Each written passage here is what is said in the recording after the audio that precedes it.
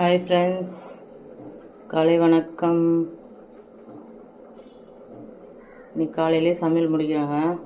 Simple சமையல் தான். தயிர் சாதம், முட்டை வறுவல். கொஞ்சம் வெளியே போகிறாங்க, அதனால் காலையில் செஞ்சு வச்சுட்டு போயிடுவேன். மதியானம் வந்து சாப்பிட்றது கரெக்டாக இருக்கும். பார்க்கலாமா?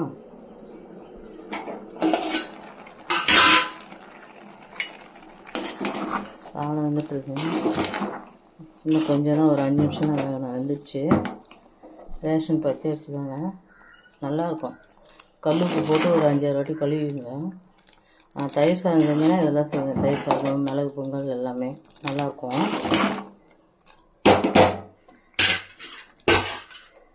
முட்டை வச்சுருக்கேன், 4 முட்டை. நேற்று தயிர் போட்டேங்க, பாதி தயிர் எடுத்து மோர் அடிச்சிட்டேன், ஃப்ரிட்ஜில் வச்சுருக்கேன். இது தயிர் சாதத்துக்கு. வெங்காயம், இஞ்சி, பச்சை மிளகாய் நசுக்கி வச்சுருக்கேன். கொத்தமல்லி, கருவேப்பிலை. ஸ்டவ் பற்ற வச்சுக்கலாம்.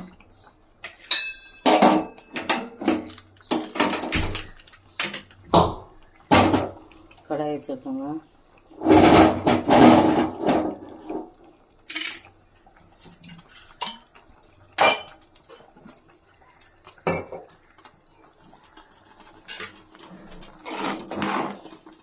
நீங்கள் குக்கரில் போட்டுக்கு தான் போட்டுக்கோங்க.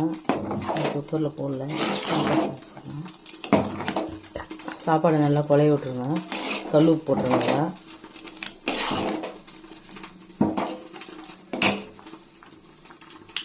கொஞ்சம் லைட்டாக பால் பிடிச்சா பால் ஊற்றிக்கலாம்.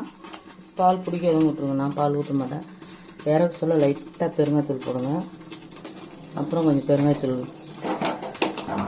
பச்சை மிளகாலாம் வதக்கும் போது கொஞ்சம் போட்டுக்கலாம். நல்லா வாசமாக இருக்கணும்.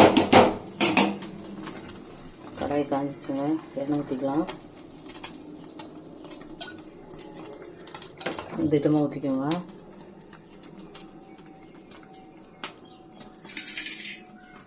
முட்டை வறுவல் எப்படி பண்ணுவோன்னா, கொஞ்சம் எண்ணெய் ஊற்றிட்டு அதிலே மிளகாத்தூள் போட்டுருவேன். கருவேப்பிலை வேணும்னா போடுங்க, இல்லைன்னா போடாமல் போட்டுக்கலாம். கொஞ்சோண்டு கல் உப்பு போட்டு நல்லா வதக்கிட்டு லைட்டாக தண்ணி ஊற்றிட்டு அந்த மிளகாத்தூள் பச்சை வாசனை போனோடனே சுண்டிடும். மிளகாத்தூள் தொக்கு அதில் போட்டு நல்லா ஃப்ரை பண்ணி இறக்கிடுங்க. அவ்வளோதான்.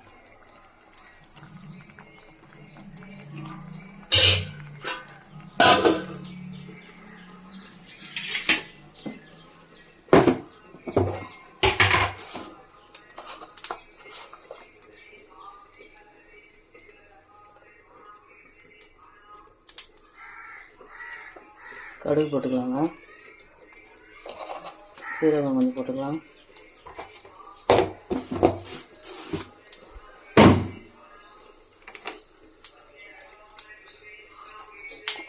கொஞ்சம் கடலைப்பருப்பு போட்டுக்கோங்க.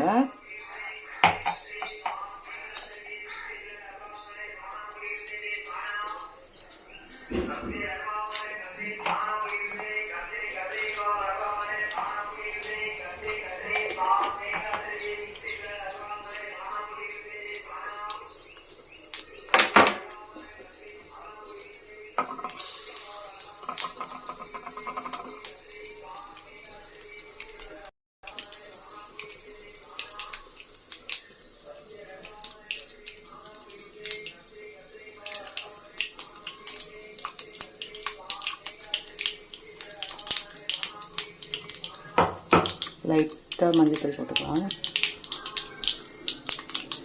என் பையனுக்கு வெள்ளையாக இருந்தால் பிடிக்காது, அதனால் மஞ்சள் போடுறேன்.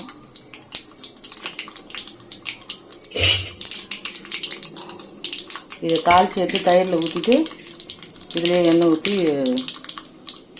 முட்டை வறுவல் பண்ணிடலாம்.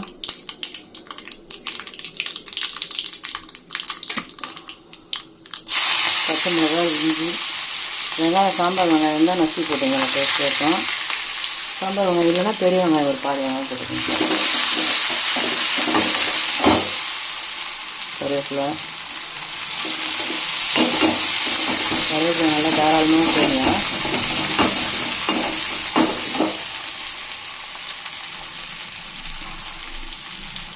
கொத்தமல்லி,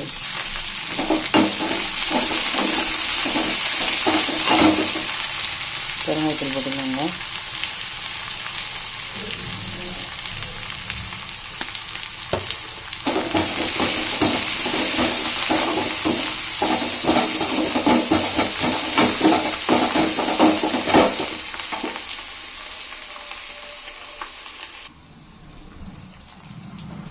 சாப்பாடு நல்லா குழைய ஆயிடுச்சுங்க. அப்படியே ஆஃப் பண்ணிட்டு மூடிடலாம். குமிக்கிறோம் அப்படியே. இதை எடுத்து தயிரில் கொட்டிக்கலாம்.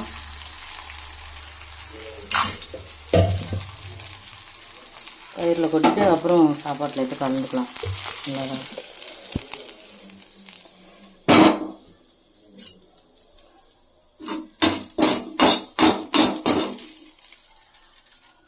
தயிரில் போட்ட பாருங்க.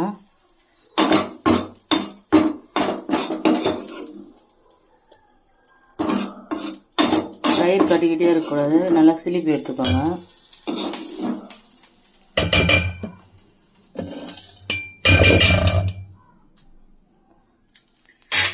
எண்ணெய் ஊற்றிக்கலாங்க முட்டைக்கு.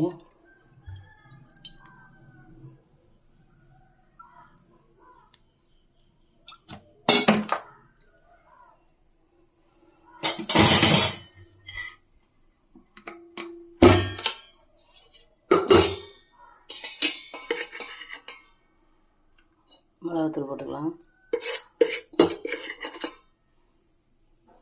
தேவையான அளவு போட்டுக்கோங்க. நான் 4 முட்டை தான் எடுத்திருக்கேன்.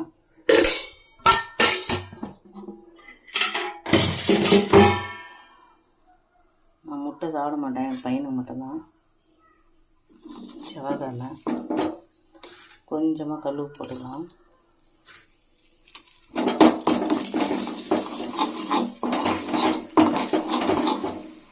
ரொம்ப கருகு விட்டுறாதீங்க. அது பபுள்ஸ் மாதிரி வந்தோடனே தண்ணி கொஞ்சம் லைட்டாக ஊற்றிக்கணும். அவ்வளோதாங்க. இது நல்லா கொதிச்சு கெட்டியாக வந்தோடனே முட்டையை போட்டு நல்லா வதக்கி வச்சுக்கலாம். சரிங்களா?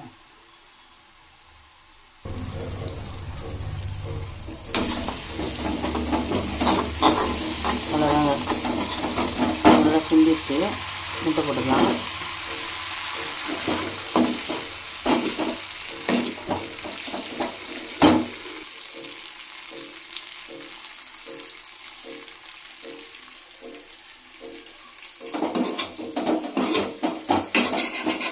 அப்படியே கொஞ்சம் லைட்டாக தட்டி விட்டுக்கோங்க. தயிர் தாளித்து ஊற்றிட்டாங்க. தயிர் சாதம்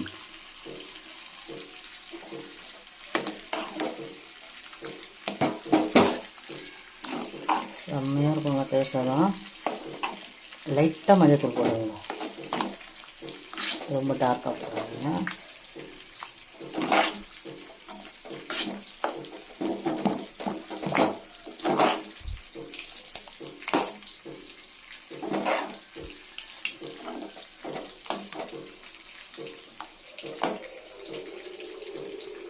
இதுதாங்க நம்ம வீட்டு தயிர் சாதம்.